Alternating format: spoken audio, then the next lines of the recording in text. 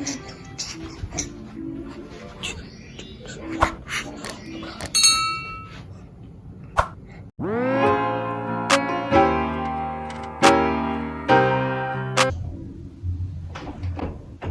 hello there. Welcome. Nah, I'm just playing. What's up, guys? Welcome back to my video. For any of you guys who are new here, I'm Shane, and welcome to my channel.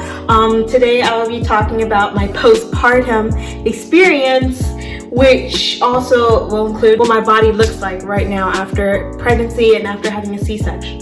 So let's dive into the video. So my postpartum experience, I had a C-section. For any of you guys who didn't know or didn't watch my last video, I'll also link my last video in one of the cards. Not my last video, but the video before that, I talked about my labor and delivery experience. And so for some of you guys who didn't watch that, I had a C-section, and I didn't really dive into my postpartum recovery. Today, you guys will get to hear about that experience. Let me put some of this stuff on. My lips are a little dry. Gosh, why is it so hard to open? Okay, so after my C-section, I was in the hospital for like 2 extra days, longer than I actually really needed to be. But after having a C-section, I could not move for the life of me. I mean, I can like move my arms, but I could not move. I could barely get up, and it was hard to adjust myself in the bed just because, you know, that's major surgery in your stomach area, your abdominal area where, you know, the uterus is, and that hurt really bad. And it was just, oh, it was so painful. I'm gonna show you how it looked for me to like get out of the hospital bed. Don't mind the messy bed, just a little bit. So imagine this is the hospital bed. You know, I have myself all pillowed up, you know, some pillows, and I'm like sitting. I'm like I'm not really sitting. I'm like laying like this. This is exactly how I was laying. So the only movement I could really do was just, you know, my arms. But if I had to get out of bed, and I did have to get out of bed just so I can go use the bathroom and go shower, it was like I had to use my fists and my hands mainly, because it was hard moving my legs and everything, just because, you know, if I move anything like from here below, it just hurt really bad. So this is like what I was really doing.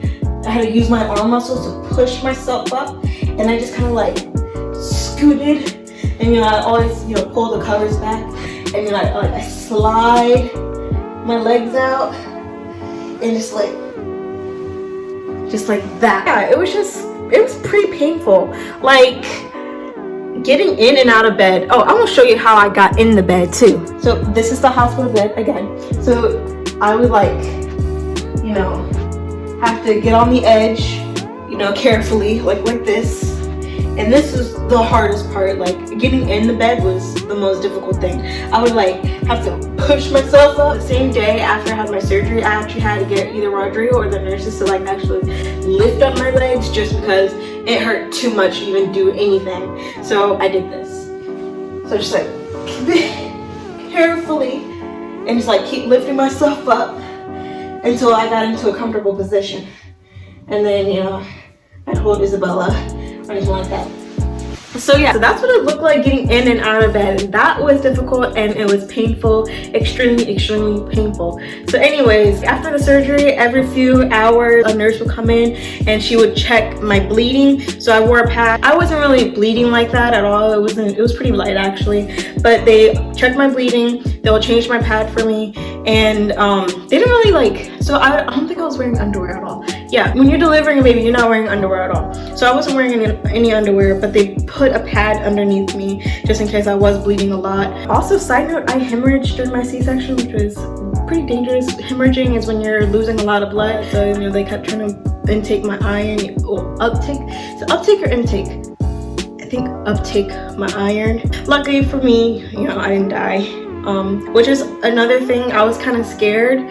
So being in South Carolina, you know, majority, you know, white people, and me as a person of color, I was kind of scared that I wasn't gonna get the care and attention that I needed, because, you know, statistically, people of color or black people, they're not really taken seriously in the hospital or the medical field, just because there's a little bit of discrimination. There's like this thing going around that black people don't feel pain, but that's all false. But luckily I had a team of nurses and doctors who actually cared for me, and they tended to my every need and heard me.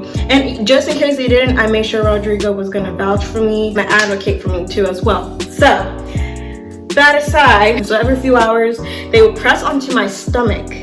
So imagine this is my stomach and this is the nurse. They'll like press on it hard, and oh my goodness, the pain that hurts so bad. Like I was like screaming inside. I mean, I took it like a champ. I mean, the only noise I made was like, oh, was that, like, you know, a little grunt of pain. But besides that, that joint hurt really bad. So for any of you moms who are gonna get C-sections or are gonna end up resulting in C-section, actually, I don't think you guys can request a C-section if there are no complications with your pregnancy. Or I know most hospitals don't allow you to request it just because it is a major surgery. The only times you really get a C-section is you're having a complicated pregnancy, or there's some kind of emergency situation going on during your labor process, or the baby is just not progressing. For me, in that case, the baby was not progressing. They also checked my incision, making sure it's healing nicely. Something that they recommended me to do while I was at the hospital was walking.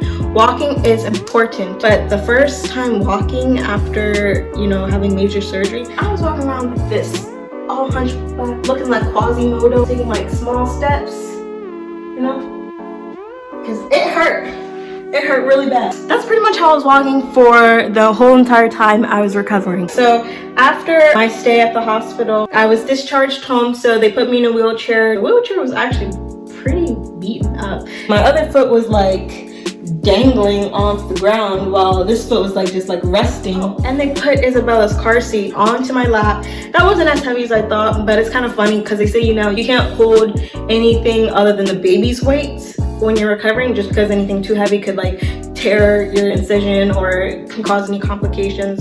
So I thought it was kind of funny, you know, they put like a car seat, a whole car seat and a baby on top of you, but you know, you're not really carrying it, it's just sitting on your lap.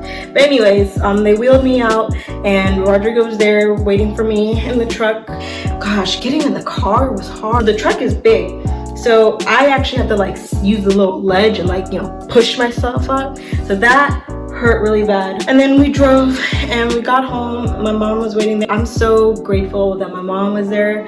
And I honestly don't know how we would have done it if she wasn't there, because she was just our help. And it was amazing because I could not do much physically just because it was too painful. I can't imagine myself cooking, standing, or cleaning or anything like that. So she was cooking for us, you know, she was there for anything that we needed. She was also enjoying her time as a first-time grandmother, which is amazing. You know, this is her first grandkid. It was nice having her here. While I was home, you know, recovering, one thing I wish I knew about postpartum recovery was all the signs and all the symptoms of postpartum. So one thing I absolutely hated was night sweats. I sweated so bad. I would wake up in the middle of the night. I would wake up drenched, completely drenched in my sweat. It was disgusting. Like, when I'm telling you drenched, it was drenched. Like, my side of the sheets were wet, my pillow was wet, the pillows I used as supports were drenched with my sweat. It was disgusting. My bleeding lasted for like 3 weeks. It's not a period, so don't confuse like the postpartum bleeding for a period. They're two different things. So there's that. My stomach after coming from the hospital still looked like I was pregnant, but I wasn't as big, but I still had like a little belly.